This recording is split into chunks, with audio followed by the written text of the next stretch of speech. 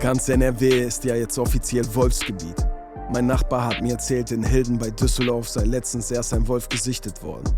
Cool eigentlich.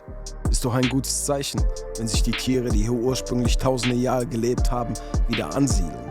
Wilde Tiere. Nimm allein hier den Wolfssee. Wieso der wohl so heißt? Wolfssee.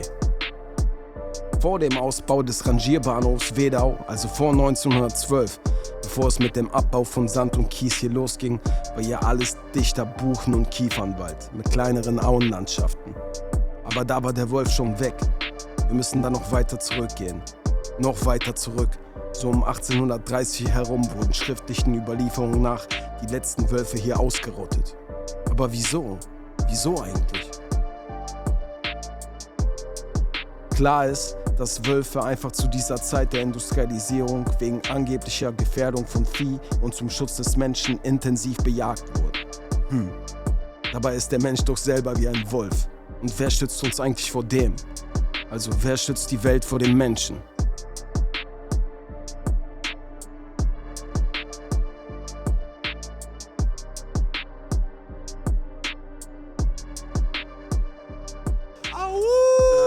Wir sind immer noch in direkter Nähe zum Wolfssee. Er ist hier ein Steinwurf entfernt, aber diesmal sind wir an einem ganz bestimmten Spot. Ich denke mal, nur die wenigsten von euch werden ihn kennen. Selbst die Duisburger und Duisburgerinnen, die kennen diesen Ort nicht. Ne? Dass es so einen Spot hier gibt. Direkt an der Wedau, direkt am Wolfssee gibt es einen ganz besonderen Ort. Und ich habe das selber sehr lange nicht gewusst, bis der Ort mich gefunden hat. Ja? Also nicht ich habe den Ort gefunden, sondern dieses Areal wusste von meinen Bemühungen und hat mich hierher gezogen. Durch eine Aneinanderreihung von Zufällen, möchte ich es mal sagen.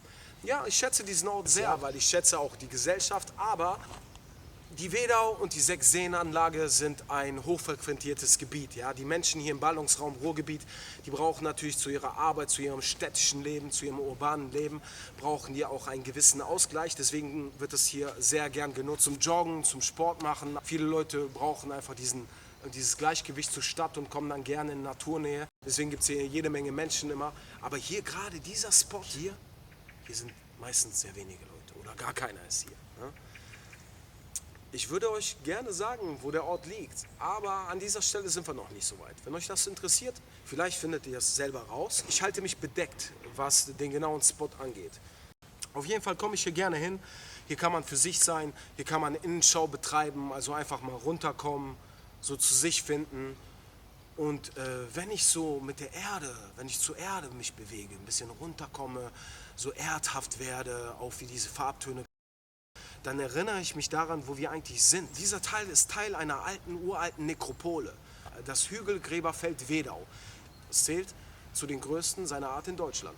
Ja, das ist ganz interessant. Davon ist natürlich heute nichts mehr übrig geblieben, beziehungsweise es gibt noch 1, 2 Hügelgräber. An dieser Stelle bekomme ich die Inspiration, um über die Zeit nachzudenken, über die Geschichte nachzudenken, wo die Menschen angefangen haben, hier zu siedeln.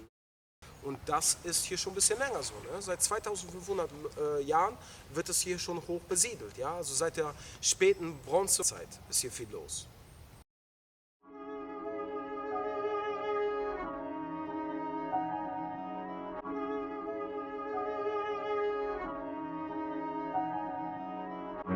Duisburgs Oberbürgermeister Dr. Karl Jahres, der sich dem Ausbau der Wedau zu einem Sportzentrum mit großem Interesse widmete, sagte unter anderem: Wir in Duisburg haben nicht den Ehrgeiz, mit ungeheuerlichen Mitteln plötzlich etwas aus dem Boden zu stampfen. Das können wir uns nicht leisten und wollen wir uns auch nicht leisten.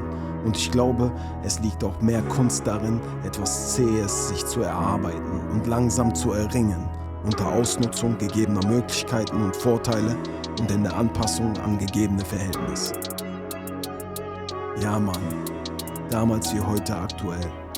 Also, um es in meinen Worten zu sagen: Die schweren Zeiten sind nur Wasser auf die Mühlen meiner Hustler-Attitüde. Der Wolfssee am Wolfsberg.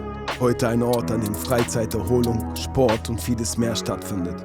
Dieser Ort war früher ein Wald voller Wölfe. Noch vor 200 Jahren. Nun soll er zurück sein, heißt es, der Wolf. Aber weder hier am Wolfssee noch am Wolfsberg bin ich auf seine Spuren gestoßen. Also bis auf die Namen, die auf eine Vergangenheit hindeuten, in der dieses Gebiet Teil einer uralten Wolfsrute gewesen sein muss.